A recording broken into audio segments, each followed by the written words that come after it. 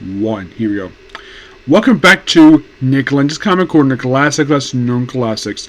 This is episode number 3108 and Doubleshot number 3002. We're doing two X-Men trades here. First of which, we're talking about the final trade. The collect issues from Ben Percy's run from Wolverine, which is also had to be the 7th volume for the series. We have Wolverine by Ben Percy, Volume 9, Sabretooth War, Part 2, which contains issues 46 to 50. Before we talk about the issues, this is overall the third issue 50 for Wolverine ever in its entire existence of an ongoing series. The first one was released in November of 1991 by Larry Hama, who actually does a backup story in this book. Yep, makes total sense. It was released November 12, 1991. The next one was part of the Evolution story arc, which also has Sabretooth, by the way. That was released in January 07, which I was reading at this point. So, of course, basically. And this is the first time in 17 years by this book came out where you actually have an issue 50. You think, wait, 17 years? What about the other volumes? Well, basically, Volume 3 managed to last for 40 more issues, even under the name of Dark Wolverine, before being restarted to number 1 under Volume 4, with the 4th volume written by Jason Aaron, and then relaunched again by Paul Cornell in 2012, after lasting for about 14 issues. We relaunched again, this time as Volume 6, lasting 12 issues, and then no volume for years until this volume came out. Yeah. So in this book, basically Wolverine gets this cool armor. He basically is battling various versions of Sabretooth. And also his group Exiles basically turn on him. Because of course Sabretooth is evil. So let's basically have his allies in the Exiles book basically turn over the good guys. Now of course they do kill off one of the members, the Melter. Well, the Melter from the Dark Reign Young Avengers book. Yeah, he gets killed off in the opening issue of these final 5 issues. Yep. And we have the apparent death of the Toad. Yep. And of course, Sabretooth is trying to rewrite Wolverine's brain for this whole story arc.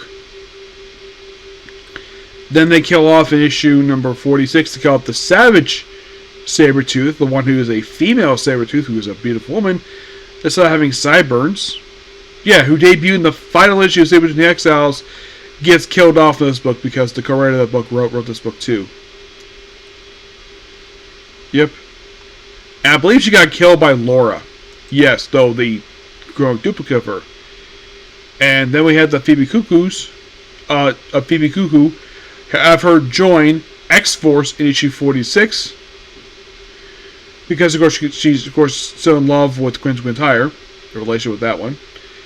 We do get the death of Camo Sabretooth.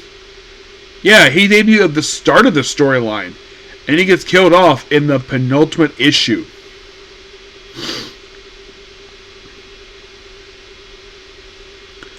And in the final issue, which I'll talk about in just a minute here, we have 2 more deaths. And the deaths basically we talk about. So, there's also Team X in here. Wolverine gets his cool badass armor to fight. At one point, he gets his powers turned off, and then he gets powers turned on thanks to a device from the X-Force book in here, because Ben Percy wrote both, so of course you reference that. And then, of course, the book ends like the battle ends after Wolverine proceeds to slice him up into pieces, killing him, and also kill off Graydon Creed, his son. Both characters are still dead. They have not been resurrected. And those are thinking, wait a minute, doesn't Sabretooth currently have a mini-series published right now? Yes, except that features a past version of, it's basically a past version of Sabretooth set in, the book is in the early 1900s, so it's not set in present day. Graydon Creed, however, is still dead. Yeah. But this storyline was amazing. Ben Percy did an excellent job with this book. And I give this book a 10 out of 10. Because this book was just so awesome. Final thoughts on Ben Percy's time on Wolverine. This book was just awesome. Because I like other comic books. This one felt like generally Wolverine's book. It's Wolverine doing his own Wolverine things. It basically has similar flavor to the awesomeness that was the Larry Hama book. The Larry Hama run, which, if anybody would check out this run for Wolverine by Larry Hama, check it out. Volume 2 is amazing. Yeah, Volume 2, basically, you have to start with the original miniseries released back in 1882 by Chris Kama and Frank Miller. You have to start there. Amazing book that one is. Volume 2 is really, really good. It never had, like, if you read the entire 189 issue run, it generally very rarely had a bad issue. Like, early on, the book was awesome. Even if basically whatever stuff with Marvel Comics was doing in the 90s, the book was awesome. Volume 3, weird. Had a weird start to by Greg Pak, but then as soon as Greg Pak left, the book became awesome. What's up with stuff like Enemy of the State, tying the Civil War 1 with him, Wolverine after Nitro, of course, the Evolution story, which I really enjoy. There was also the original Old Man Logan story arc, which of course inspired the current recent miniseries ongoing that came up a few years ago. There's stuff here there's lots by Jason Aaron, Mark Millar, and then of course there's Dr. Wolverine stuff by Daniel Way, which of course that later got continued over in Dr. Wolverine. Wolverine had a full-blown run by Jason Aaron after doing a series of issues, had a series of story arcs by him. At one point, there was a story called Get Mystique, where in that story arc, they had like a follow-up in Wolverine Volume 4, where Wolverine actually killed Mystique, and then she got resurrected by this group known as the Red Right Hand, which is the main villains of that run. Then you had the Paul Cornell run, which still a really good book, and then of course the book led into the Death Wolverine miniseries by Charles Shaw. He wrote it.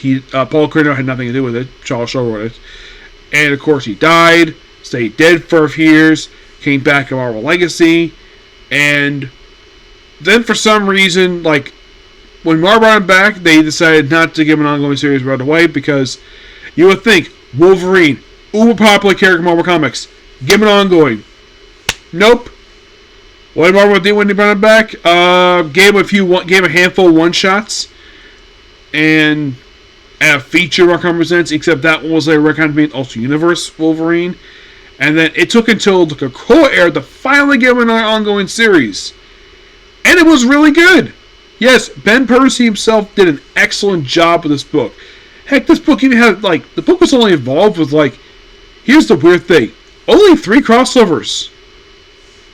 X of Swords, How Far Galbo was only for 1 issue, and of course a crossover with Ghost Rider, which is all Ben Percy's doing. Because he's running the X-Force, he ran the book at a time. Yes, and a lot of the time this book would also fill in some gaps, basically, when Wolverine was not seen in the main X-Force book, which Ben Percy was right at that point. But excellent books overall. Like, this book is amazing. Now, of course, you would currently find Wolverine has a current book right now by Solid Almond, which I find it very interesting. Oh, by the way, the backup story, it is mostly put a flashback feature Wolverine taking on a Sentinel in the past. And the last one's basically all about various people from Logan's past. And that's done by the Second of Mutants on the Edge of Town. That's done by Larry Hama. And Endless is done by Ben Percy, who actually is writing the main story. There's also a flashback in the story to Silver Fox, who was a former lover of Wolverine's who got killed off in Wolverine Volume 2.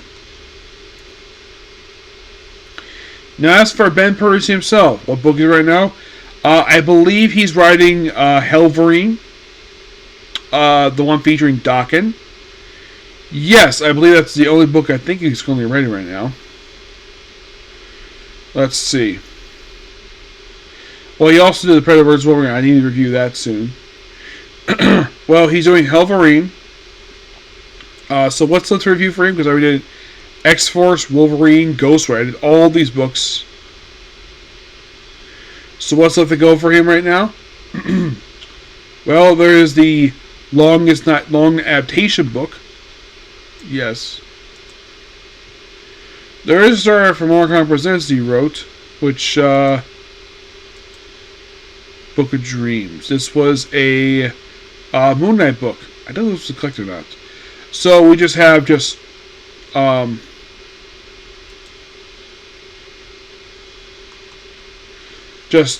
long adaptation, an issue of Morcom Presents, Weapon Plus World War IV, that one shot. I have reviewed Empire X-Men. Aliens Aftermath, which is the one shot, but series wise, so far just one. There is also, let's see, there is Final Vengeance. There's that miniseries. There's also Predator vs. Wolverine, Hellverine, Predator vs. Black Panther, the Red Hulk book. Still got plenty of books to review for him. But so far, I've only fully reviewed 3 books so far. Yeah. Oh yeah, he's also apparently the current writer of Deadpool Wolverine. You're like, what? Yeah, he's the current writer of it. Interesting, and he also probably wrote his artist in this book. Yeah. But with this also, Wolverine is completely caught up until I have my hands on the first trade, the collected issue from the current volume. Yep. And I do own some of the issues of this book. Who knows what we'll do now. Next up we have is Astonishing Iceman Out Cold. A 5-issue miniseries written by Steve Vallejo. Steve Vallejo was tweeted because this book itself, well, this is basically, this revealed that Iceman was alive. By the way, it's only 5 issues, this book. And it just contains just a 5-issue miniseries for Iceman. It does not contain anything else. It's not like contain like a one-shot, whatever. Steve writes it with Vinicio Caligari on the artwork. Mostly put in this book where Iceman is alive somehow, despite the fact he was supposedly killed during the Hellfire, the third Hellfire Gala. He basically is saving a mutant from being attacked by a racist, and he sees one guy, gets to kiss him for reasons, and then he goes to his ice palace in Antarctica. Yes, he has an ice palace, and of course the resident of the place is a boyfriend of his past self, Romeo. Yep, Steve Allen brought this guy back. And of course, he's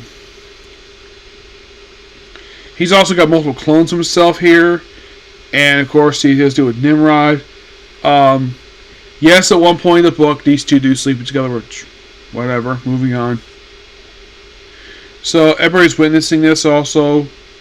And, yep, Iceman doing... I love the superhero rogues Iceman does, but I still wish they get rid of the whole gay side of him. Oh, in case you're curious, though, because it's an Iceman book, does feature Docket. Nope. Docket is not here.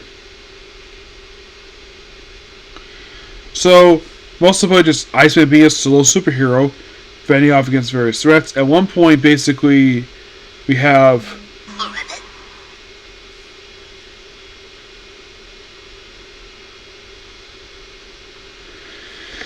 Yeah, one guy here. Of course, at one point in the book, we have him team up with one of the Captain America. I think it's Captain America the Rails. It's not the actual Steve Rogers.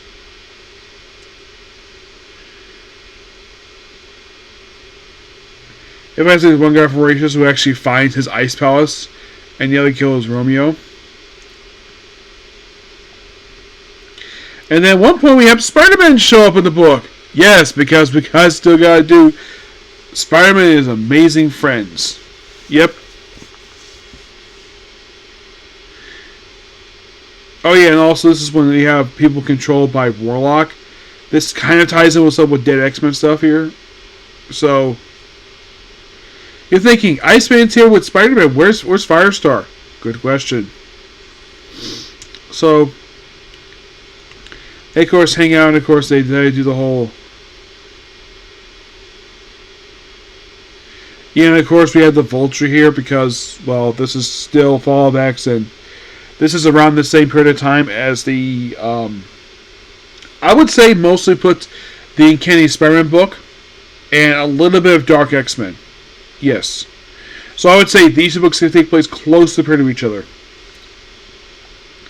So he ends up finding the guy and gets him out of his ice palace.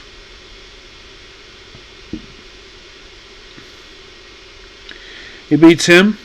Roma gets out thanks to next sub.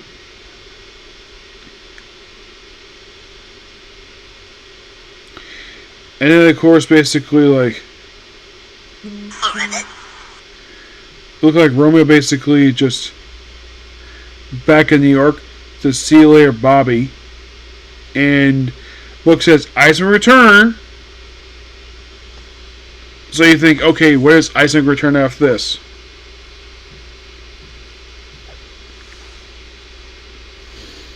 Like, does he get another solo book? No.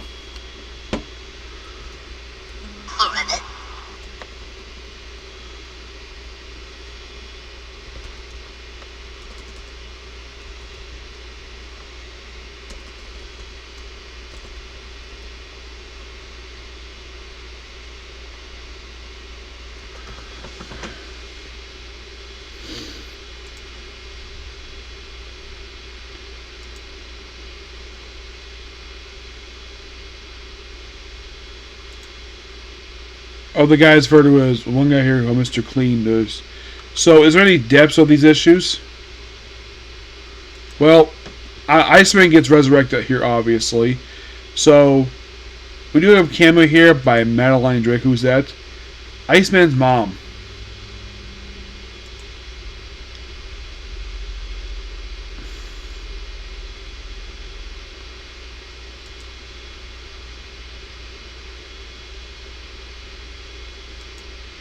American feature, yeah, he's one in the book. He's the Captain America of the railways. Yeah, he was a bit of a surprising addition because they're in California. Why not? I like the Spider-Man stuff here of this miniseries.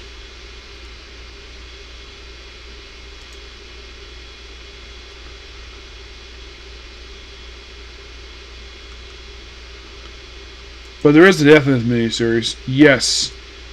By the final issue, they killed a character called Mr. Clean, who was a character from the 90s, who got killed off this issue. But what happened to Iceman?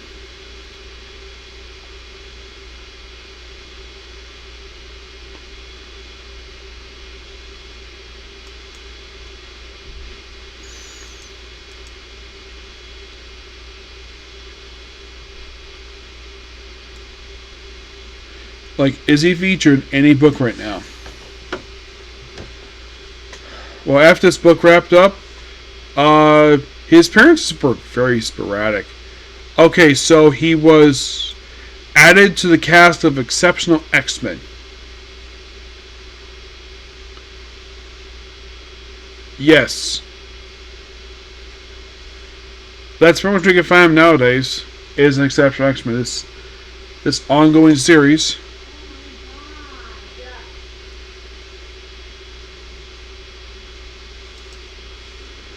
Yeah, that's what you can find nowadays.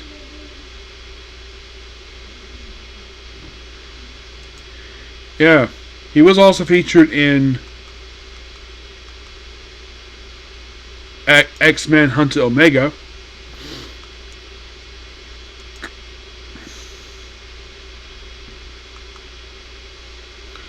But yeah, that's what you can find nowadays, is Exceptional X-Men.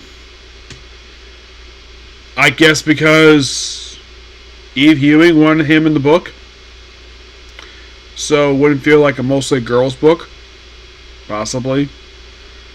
I don't know, it's weird. I like the logo for Exceptional X-Men. I like the classic 3D logo used for this book, which is amazing. I still question of why he's featured in the book. But you're probably curious though, well, is he featured in tie-in? I don't think he is. But I guess they need to feature a friend of the X-Men somewhere. I mean, if you think about it, Cyclops and Beast are in the main, are in X-Men. But like, okay, what about Jean Grey? She's got a solo book right now. Angel is not currently featured. He's like the only member of the X-Men currently featured right now. Of course, Xavier is off in space. But, yeah. It's a pretty good miniseries. Not as good as the last one. I give it a 8 out of 10. Excuse me. This is the last of the Iceman books. This is the last one to cover. Yep. So, yeah, that's a particular view. Please be sure to like, comment, subscribe, turn notifications. So, I'm just going to go ahead and watch Anime Convention next. So I'm watching that next to get it done with. Okay? See you. Bye.